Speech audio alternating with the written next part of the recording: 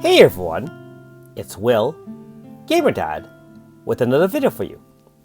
So I know everyone's been waiting for this update in global. However, if you do check your notices tonight, you'll see that there's a new version, 2.11.200. And of course, in this update, we have a couple of things to look for. First of all, we do have Ally Encounter Eva.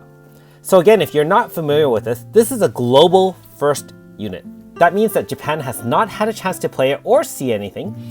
And other than the live streams in both Taiwan as well as global, there really hasn't been any playtesting or any examples of it.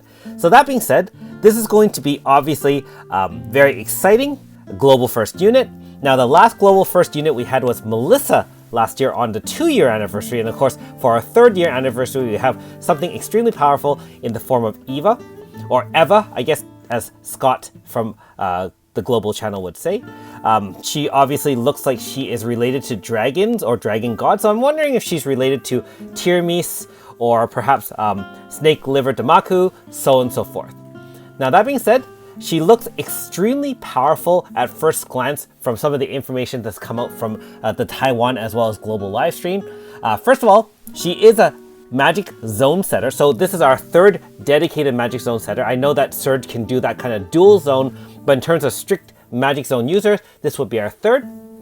When she VCs in and establishes magic zone, she powers down all the enemies 30% guaranteed, and team physical resist up 30. So very, very defensive in nature for obviously more fragile magic users on your magic team. She can also guarantee magic crit rate for her entire party. She is a crystal magic user, and so this can actually team up extremely well with the likes of units like ES Negi, which is also kind of crystal water, and eventually even our newer unit from Japan months down the road, which I think some people have looked into, called Flame Lapis, which is a extremely powerful water mage as well. So looks like we'll be able to actually field an entirely water magic zone team. Not only that, I'm just talking about her characteristics. She looks like extremely powerful. Not only that, she has extremely powerful magic crystal attacks, which by the way, work really well with AS Clark. She can do things like double attack, depending on the mechanic, whether or not the enemy has more than 50% HP after landing the first attack. So keep in mind that normally certain attacks are one attack. In this case, you'll have one full attack. If the enemy has more than 50% HP after that, it'll land a second hit.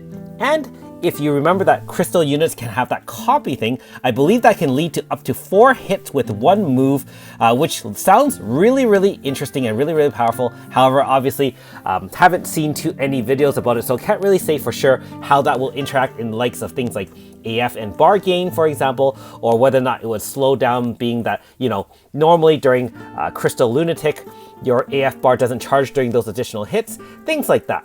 But that being said, she also has a move that increases damage by 20 times if resisted. And so being that it's a crystal magic attack, a lot of enemies, especially Manifest, will resist that. Increasing the power by 20 times can end a lot of earlier Manifest fights right off the bat, not to mention probably push most newer Manifest fights to HP stoppers. I'm sure there's a way for global players, especially the high level ones, to abuse that mechanic. So like I said, extremely powerful magic user, powerful water attacks, powerful crystal attacks, and so on and so forth. So very, very exciting. And like I said, global first. So not too much information out there. I wish you all great luck if you are summoning for that banner, and I'm sure many of you are. So this update has obviously the Eva ally banner, and I'm assuming she'll be shared with some sort of other unit. I'm not sure who the second unit will be. And of course, Fateful, which is the standard 10% flat chance on the 10th pull for the featured unit. Now, one other exciting thing for people who missed out on Melissa, or have not used their Star Dream, or just haven't encountered Melissa in any other year. Now on her 1st anniversary of being here, which is our 3rd year anniversary, you can now go back to the banner. Keep in mind that Melissa should be shared with Primaya if it's the same banner as last year. So that also plays in well because Primaya does have an altar, which is released later on with later chapters of the future mythos. So again, you can actually kill 2 birds with 1 stone if you are missing Primaya in any form, being that she can eventually side grade to the altar form. So I just wanted to see how exciting that those 2 banners will be and whether or not they come out with the same pairs or something else. And of course, that one also has a Faithful, and there should be a Faithful for the 3rd year anniversary as well. Not sure what will be on that, but obviously probably some really powerful units. There also is a new feature. Now, many of you who have been checking out the subreddit on Another Eden or even following Japan, there is a true weapon discovery, which is essentially a true manifest. And so this will be for units who already have a regular manifest. This will power up their manifest to a true manifest form. And of course, my waifu, Suzette, will now be featured as the first true manifest battle in Global. It's going to be hard. I'm not sure how difficult it will be, but I'm guaranteeing it will be harder than her existing manifest fight. So bring your A game. She's obviously wind unit, so see if you can bring some fire or even vulnerable to wind. Last thing, there is a subquest Dream in the Sky. Now, I'm not really sure too much about this one, but I guess someone had written a story and I guess in Japan, and that person won the contest, which is pretty cool. And that being said, hey, we can now play this side quest. I'm assuming it has a small nominal amount of chronostones and should have some interesting side information for us as well. So not too exciting there, but if you want some extra content to do, go ahead and do that. Remember that if you haven't watched AE's Global's official channel, they did have a live stream last week, and they talked about celebrating our 3rd year anniversary over the course of 3 months. So this update also brings some exciting things with that. You can also buy your standard 2,000 to 4,000 stone package, which can be used on the above Faithfuls. You get some more logins, which are still running for another week, I believe, or so. And being that if you remember, there was a contest or kind of a social media campaign to get enough, pictures or records of that kind of cow or feeding the cow side game. Anyways, we do get our reward as of tomorrow. So I guess during the update, we will get it with a Destiny token. Now, I'm not sure if it will drop tomorrow evening, for me at least, or during our next login. So watch out for that either way. Free 10 pull, and usually, if you can see from the picture, it does include, or usually includes, all the units up to the update, which would include Eva and Melissa if you are missing one or both of those units. Okay, well actually, I'm wrong about that. 2.10.1 only. So unfortunately, no 2.11s, but hey, still free. So not bad, no Eva, Melissa will still be in there, and obviously no ES Iska either. However, the Whisperer Time now, that does have those units, as you can clearly see. Sorry, I misinterpreted the picture. We do get not only a single Whisper of Time every day, which is a Sprinkle Assault, a daily single pull for free for those who are not familiar with the concept. This one's a little bit different too. Once you collect 10 of them, and so if you log in every day for 10 days, you get your 10 single pulls.